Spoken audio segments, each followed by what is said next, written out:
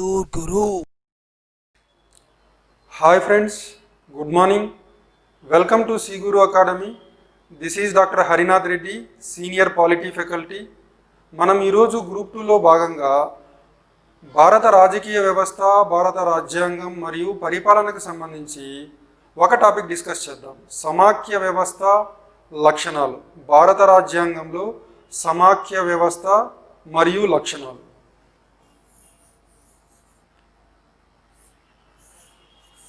భారతీయ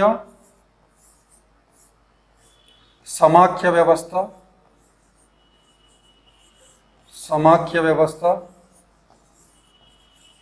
మరియు లక్షణాలు. కేంద్ర రాష్ట్ర సంబంధాలను పరిపూర్ణంగా అర్థం చేసుకోవడానికి ముందుగా అభ్యర్థులకి సమాఖ్య వ్యవస్థ గురించి అవగాహన తప్పనిసరిగా ఉండాలి. సో సమాఖ్య వ్యవస్థ లక్షణాలు చర్చించిన తరువాత మనము కేంద్ర రాష్ట్ర సంబంధాల గురించి చర్చిస్తాము.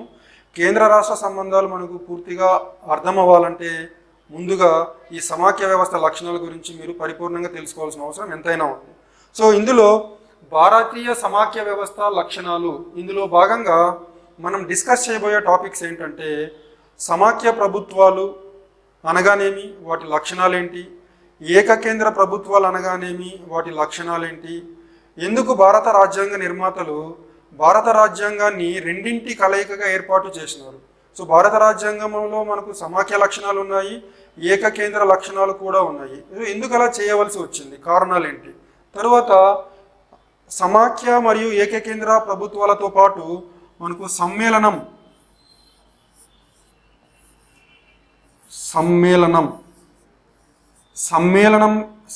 రాజ్యాలు అనే ఒక భావన కూడా ఉంది. దీన్ని కూడా మనం చర్చిద్దాం.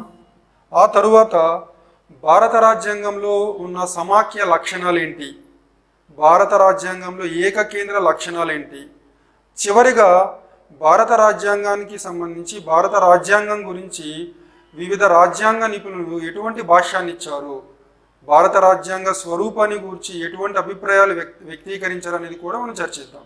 సో ముందుగా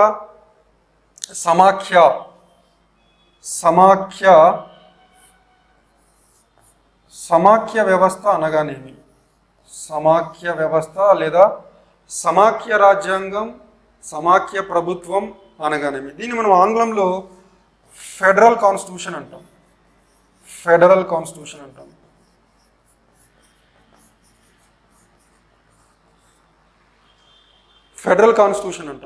అంటే ఒక దేశంలో ఒక రాజ్యాంగం కేంద్ర ప్రభుత్వము మరియు రాష్ట్ర ప్రభుత్వాల మధ్య అధికార విభజన రాజ్యాంగ పరంగా చేసినట్లయితే మరియు కేంద్ర ప్రభుత్వము రాష్ట్ర ప్రభుత్వాలు వాటి పరిధిలో స్వతంత్రంగా వ్యవహరించడం సమాఖ్య యొక్క ముఖ్య లక్షణం. సో సమాఖ్య వ్యవస్థ లేదా సమాఖ్య ప్రభుత్వం లేదా సమాఖ్య రాజ్యాంగం అనగా ఒక రాజ్యాంగం కేంద్ర ప్రభుత్వం మరియు రాష్ట్ర ప్రభుత్వాల మధ్య అధికారాల విభజన, కార్యనిర్వాహక అధికారాలు కావచ్చు, శాసన అధికారాలు కావచ్చు, ఆర్థిక అధికారాలు కావచ్చు. సో కార్యనిర్వాహక, శాసన, ఆర్థిక అధికారాల విభజన చేసి కేంద్ర ప్రభుత్వం మరియు రాష్ట్ర ప్రభుత్వాలు వాటి పరిధిలో స్వతంత్రంగా వ్యవహరించడాన్ని మనము సమాఖ్య రాజ్యాంగంగా నిర్వచిస్తాం.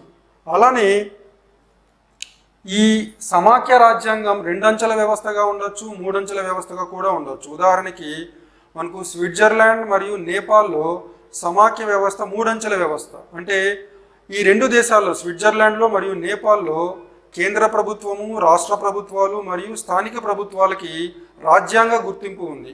సో కేంద్ర ప్రభుత్వము, రాష్ట్ర ప్రభుత్వాలు మరియు స్థానిక ప్రభుత్వాలు వాటి అధికారాలను రాజ్యాంగం నుంచి గ్రహిస్తాయి. సో సమాఖ్య ప్రభుత్వం 2 అంచెల వ్యవస్థగా ఉండొచ్చు, 3 అంచెల వ్యవస్థగా కూడా ఉండొచ్చు. ఉదాహరణకి అమెరికా తీసుకున్నట్లయితే అమెరికాలో 2 అంచెల సమాఖ్య వ్యవస్థ ఉంది. అక్కడ రాజ్యాంగం నుంచి కేంద్ర ప్రభుత్వం అధికారాలు గ్రహిస్తుంది, అలానే రాష్ట్ర ప్రభుత్వాలు కూడా అధికారాలను గ్రహిస్తాయి. మరి ఇండియా విషయానికి వస్తే ఇండియాలో కూడా ఒక రకంగా 3 అంచెల సమాఖ్య వ్యవస్థ ఉంది అని చెప్పవచ్చు. 1992 వరకు అంటే 73వ రాజ్యాంగ సవరణ మరియు 74వ రాజ్యాంగ సవరణ జరగక ముందు, అంటే 1992కు ముందు భారత రాజ్యాంగం కూడా రెండంచెల సమాఖ్య వ్యవస్థ అని చెప్పవచ్చు. కాకపోతే 1992లో 73వ రాజ్యాంగ సవరణ మరియు 74వ రాజ్యాంగ సవరణలు గ్రామీణ స్థానిక ప్రభుత్వాలు, పట్టణ స్థానిక ప్రభుత్వాలకి రాజ్యాంగ ప్రతిపత్తి కల్పించి గ్రామీణ స్థానిక ప్రభుత్వాలు, పట్టణ స్థానిక ప్రభుత్వాలు వాటి అధికారాలను రాజ్యాంగం నుంచి గ్రహించడం వల్ల కొంతవరకు భారత సమాఖ్య మూడంచెల సమాఖ్య వ్యవస్థగా కూడా మనం చెప్పవచ్చు. అయితే నెక్స్ట్ ఏకకేంద్ర ప్రభుత్వాలు.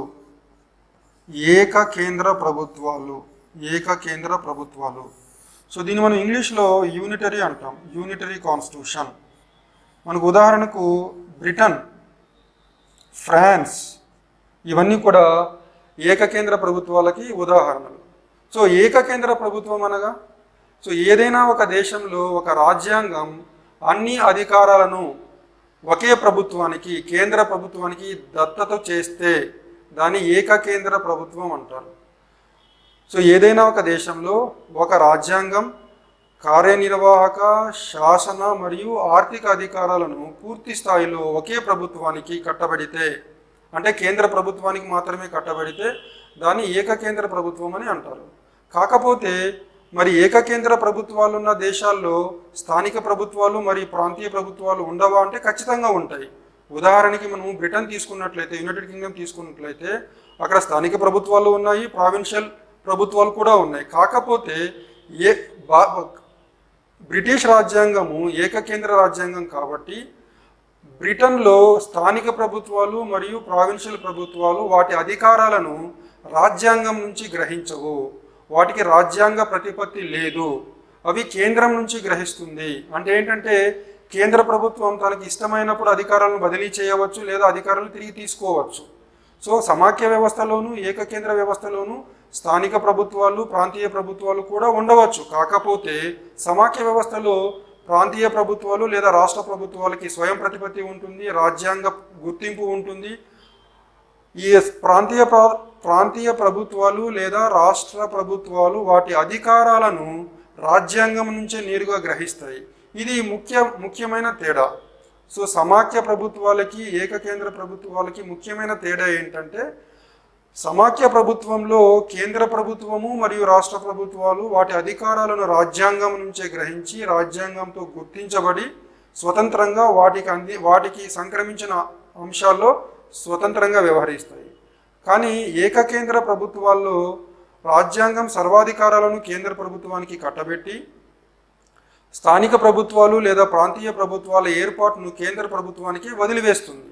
అంటే ఏకకేంద్ర ప్రభుత్వాలు ఉన్న దేశాల్లో స్థానిక ప్రభుత్వాలు మరియు ప్రాంతీయ ప్రభుత్వాలు ఉండవచ్చు, ఉంటాయి కూడా. కాకపోతే ఈ స్థానిక ప్రభుత్వాలు లేదా రాష్ట్ర ప్రభుత్వాలు వాటి అధికారాలను రాజ్యాంగం నుంచి గ్రహించకుండా నేరుగా కేంద్ర ప్రభుత్వం నుంచే గ్రహిస్తాయి. అంటే కేంద్ర ప్రభుత్వం ఇష్టానుసారం స్థానిక ప్రభుత్వాలు లేదా రాష్ట్ర ప్రభుత్వాలని ఏర్పాటు చేయవచ్చు లేదా తొలగించవచ్చు. సో ఇవి ముఖ్యంగా సమాఖ్య వ్యవస్థ మరియు ఏకకేంద్ర ప్రభుత్వ వ్యవస్థ మధ్య వ్యత్యాసాలు. అలానే ఇందులో భాగంగానే ఇంకొక భావన కూడా ఉంది. ఆ భావన ఏంటంటే సమ్మేళన ప్రభుత్వాలు.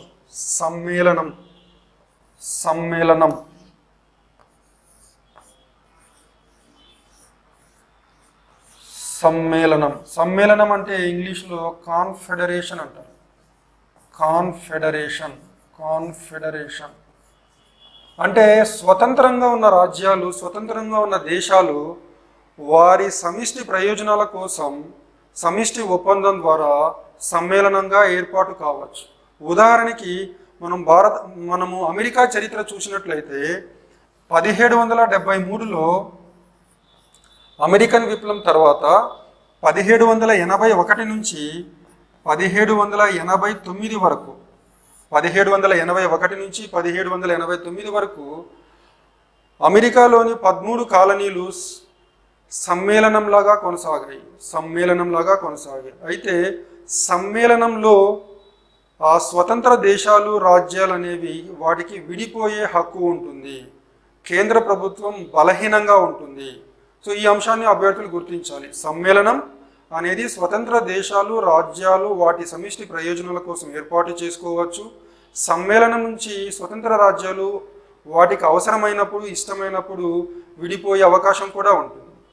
అయితే మరి సమాఖ్య ప్రపంచవ్యాప్తంగా ఒకే తీరులో ఒకే పద్ధతిలో లేదు. మనకు ప్రపంచ చరిత్రలో మొదటి సమాఖ్య రాజ్యాంగాన్ని కలిగి ఉన్న దేశం అమెరికా. సో అమెరికాలో వాస్తవిక సమాఖ్య అంటే వాస్తవిక సమాఖ్యలో కేంద్ర ప్రభుత్వం బలహీనంగాను రాష్ట్ర ప్రభుత్వాలు బలంగానూ ఉంటాయి. సో భారత రాజ్యాంగ నిర్మాతలు భారతదేశానికి రాజ్యాంగాన్ని రచించే క్రమంలో భారత పరిస్థితులకి ఏవైతే అనుకూలంగా ఉంటాయో వాటిని మాత్రమే ప్రపంచ రాజ్యాంగాల నుంచి గ్రహించడం జరిగింది. సో కాబట్టి అమెరికాలోని వాస్తవిక సమాఖ్యని మనము తూచా తప్పకుండా భారత రాజ్యాంగంలో పాటించలేదు.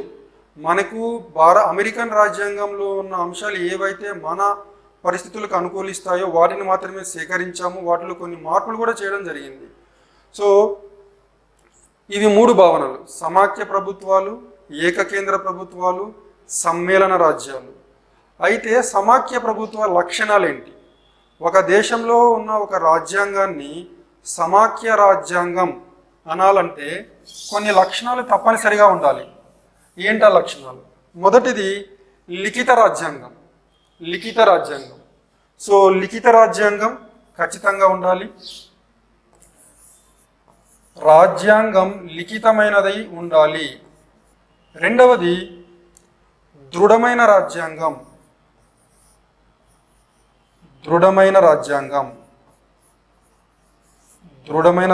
అయి ఉండాలి. మూడవది ద్వంద్వ ప్రభుత్వం అయి ఉండాలి. ప్రభుత్వాలు ఉండాలి. తరువాత అధికారాల విభజన.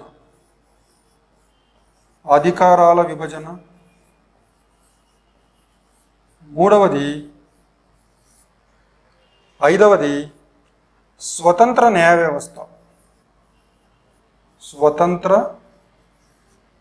న్యాయ వ్యవస్థ.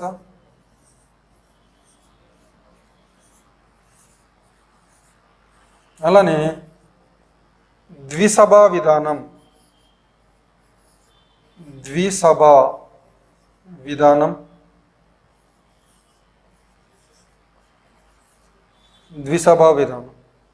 సో లిఖిత రాజ్యాంగమై ఉండాలి, దృఢమైన రాజ్యాంగమై ఉండాలి, ద్వంద్వ ప్రభుత్వాలు ఉండాలి, అధికార విభజన జరగాలి, స్వతంత్ర న్యాయ వ్యవస్థ కలిగి ఉండాలి, ద్విసభా విధానం ఉండాలి. చివరగా రాజ్యాంగ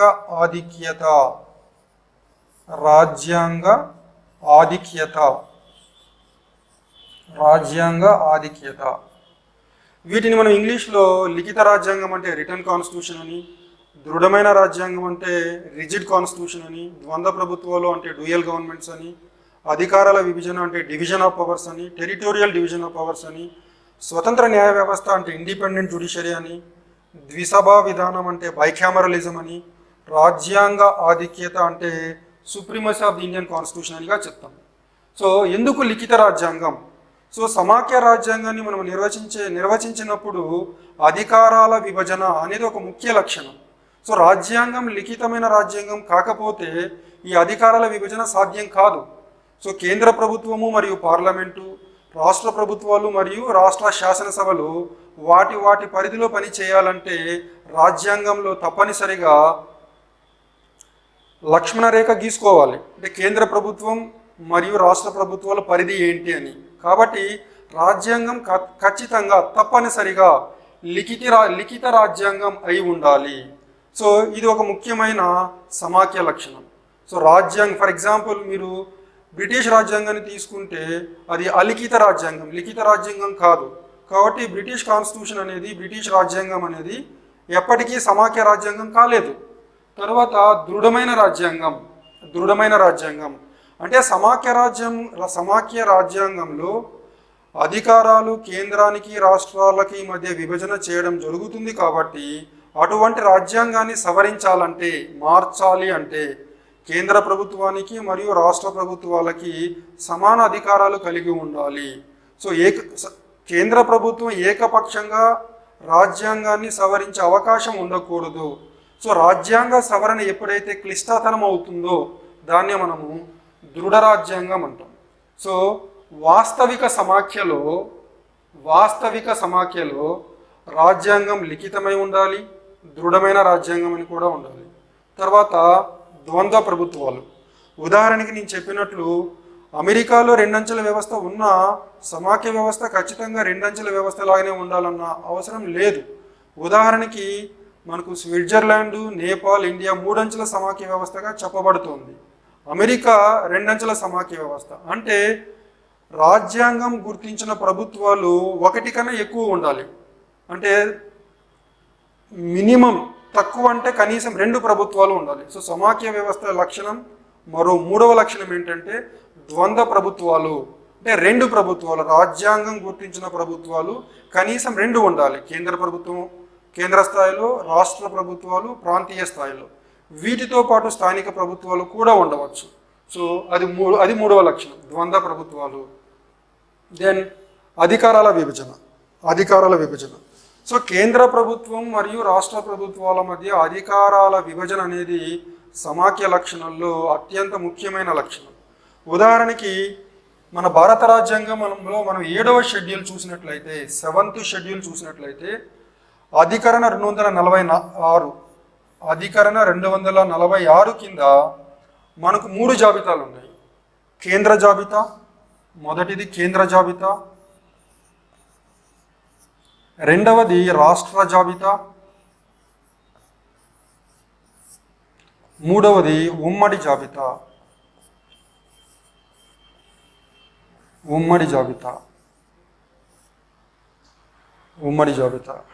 అంటే భారత రాజ్యాంగ నిర్మాతలు కార్యనిర్వాహక, శాసన మరియు ఆర్థిక అధికారాలని ఈ 3 అంశాలలోనే చేర్చడం జరిగింది.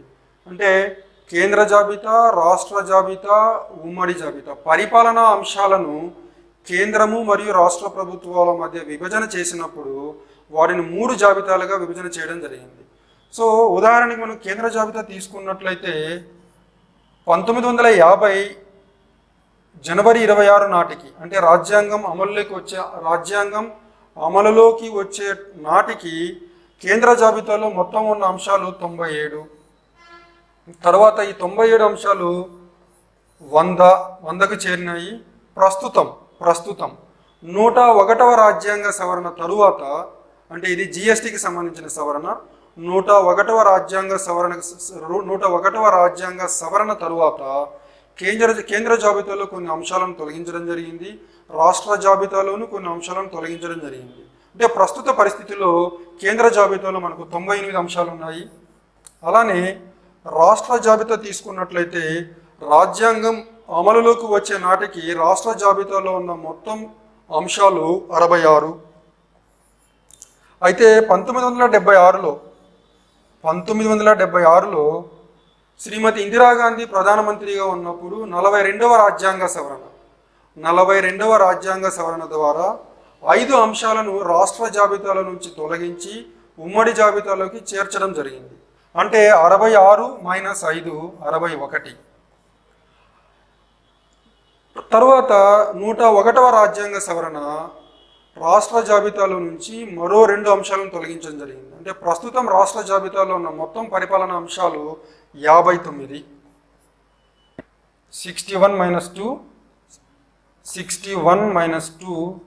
59. దెన్ ఉమ్మడి జాబితా. ప్రాంతీయ ప్రాముఖ్యం ఉండి కేంద్రీయ దృక్పథం ఉండాల్సిన అంశాలను ఉమ్మడి జాబితాలో చేర్చారు. రాజ్యాంగం అమలులోకి వచ్చే నాటికి ఉమ్మడి జాబితాలో ఉన్న మొత్తం అంశాలు 47. అయితే 1976లో 42వ రాజ్యాంగ సవరణ ద్వారా 5 అంశాలను రాష్ట్ర జాబితా నుంచి ఉమ్మడి జాబితాకి చేర్చడం జరిగింది. సో 47 + 5 మొత్తం 52 అంశాలు ఉన్నాయి. అంటే ప్రస్తుతం భారత రాజ్యాంగంలో 7వ షెడ్యూల్లో అధికరణ 246 కింద కేంద్ర జాబితా, రాష్ట్ర జాబితా, ఉమ్మడి జాబితా అని 3 జాబితాలు ఉన్నాయి. కేంద్ర జాబితాలో ప్రస్తుతం 98 పరిపాలనాంశాలు, రాష్ట్ర జాబితాలో ప్రస్తుతం 59 పరిపాలనాంశాలు, ఉమ్మడి జాబితాలో ప్రస్తుతం 52 పరిపాలనాంశాలు ఉన్నాయి. అయితే ఈ 3 జాబితాలలో లేని అంశాలను అవిశిష్ట అధికారాలు అంటారు. అవశిష్ట అధికారాలు, అవశిష్ట, ఇంగ్లీష్లో రెసిడ్వరీ పవర్స్ అంటారు. అవశిష్ట అంటే ఉదాహరణకి మనకు విపత్తు నిర్వహణ, డిసాస్టర్ మేనేజ్మెంట్ అంటాం. విపత్తు నిర్వహణ అనే అంశం కేంద్ర జాబితాలో లేదు, రాష్ట్ర జాబితాలో లేదు, ఉమ్మడి జాబితాలో కూడా లేదు. సో ఈ అవశిష్ట అధికారాలు అనేవి కేంద్ర ప్రభుత్వానికి మరియు పార్లమెంటుకు ఇవ్వబడ్డాయి. సో ఇది 4వ లక్షణం, సమాఖ్య వ్యవస్థ యొక్క 4వ లక్షణం అధికారాల విభజన. అధికారాల విభజన. ఇక్కడ మనము భారత రాజ్యాంగాన్ని అమెరికన్ రాజ్యాంగంతో పోల్చి చూసినట్లయితే అమెరికన్ రాజ్యాంగంలో 3 జాబితాలు లేవండి. అమెరికన్ రాజ్యాంగంలో ఫెడరల్ ప్రభుత్వం ఏ పరిపాలన అంశాల మీద అధికారం కలిగి ఉంది అని మాత్రమే చెప్పబడింది. మిగిలిన అంశాలన్నీ కూడా రాష్ట్ర ప్రభుత్వాలకి ఇవ్వబడింది. అంటే అమెరికన్ రాజ్యాంగంలో ఒకే జాబితా చెప్పబడింది, అది కేంద్ర జాబితా లేదా ఫెడరల్ జాబితా. ఫెడరల్ జాబితాలోని అన్ని అంశాలు పూర్తి స్థాయిలో రాష్ట్రాలకు ఇవ్వబడ్డాయి. అంటే అమెరికన్ రాజ్యాంగంలో అవశిష్ట అధికారాలు అనేవి రాష్ట్ర ప్రభుత్వాలకి ఇవ్వబడ్డాయి. నెక్స్ట్ ఇంకొక లక్షణం స్వతంత్ర న్యాయ వ్యవస్థ. సమాఖ్య వ్యవస్థ లక్షణాల్లో 5వ లక్షణం స్వతంత్ర న్యాయ వ్యవస్థ. సో కేంద్ర ప్రభుత్వము మరియు రాష్ట్ర ప్రభుత్వాల మధ్య కార్యనిర్వాహక, శాసన మరియు ఆర్థిక అధికారాలు విభజన చేసిన తరువాత కేంద్ర ప్రభుత్వము లేదా పార్లమెంటు రాష్ట్ర జాబితా అంశాల్లోకి వెళ్ళే ప్రమాదం ఉంది. అలానే రాష్ట్ర ప్రభుత్వాలు మరియు రాష్ట్ర శాసనసభలు కేంద్ర జాబితాలోని అంశాల్లోకి వెళ్ళే ప్రమాదం ఉన్నందున, సో కేంద్రానికి మరియు రాష్ట్రాలకు వివాదాలు తలెత్తే అవకాశం ఉన్నందున ఈ వివాదాలని పరిష్కరించడానికి మనకు బలమైన స్వతంత్రమైన న్యాయ వ్యవస్థ కలిగి ఉండాలి. సో ఇది కూడా సమాఖ్య వ్యవస్థ మరొక ముఖ్యమైన లక్షణం. ఎందుకంటే కేంద్రానికి రాష్ట్రాలకి మధ్య అధికారాల విభజన జరిగిన తరువాత కేంద్రానికి రాష్ట్ర ప్రభుత్వాలకి మధ్య వివాదాలు తలెత్తినప్పుడు వాటిని త్వరితంగా పరిష్కరించడానికి మనకు బలమైన స్వతంత్రమైన న్యాయ వ్యవస్థ కలిగి ఉండాలి. సో అదొక ముఖ్యమైన లక్షణం, 5వ లక్షణం. దెన్ 6వ లక్షణం ద్విసభా విధానం. కేంద్ర స్థాయిలో, జాతీయ స్థాయిలో శాసన శాఖ అంటే శాసనసభ 2 సభలను కలిగి ఉండాలి. దీన్నే ద్విసభా విధానం అంటారు. సో ఇంగ్లీష్లో బైకామరలిజం అని కూడా అంటారు. ఒక్కొక్కసారి ప్రశ్నలు గ్రూప్ 2 ఎగ్జామ్లో ఇచ్చినప్పుడు ఆంగ్ల పదాలని తెలుగులో డైరెక్ట్గా ఇవ్వడం జరుగుతుంది. కాబట్టి మీరు ఇంగ్లీష్ పదాలను కూడా తెలుసుకోవడం ఎంతైనా అవసరం. తర్వాత ద్విసభా విధానం అంటే ఫర్ ఎగ్జాంపుల్ మీరు ఇండియన్ పార్లమెంట్, భారత పార్లమెంటు చూసినట్లయితే మనకు భారత పార్లమెంట్లో 2 సభలు ఉన్నాయి. ఎగువ సభ, దీన్ని మనం రాజ్యసభ అని కూడా అంటాము. ఎగువ సభ, రాష్ట్రాల మండలి అని కూడా అంటాం. ఎగువ సభ, దిగువ సభ. దిగువ సభ.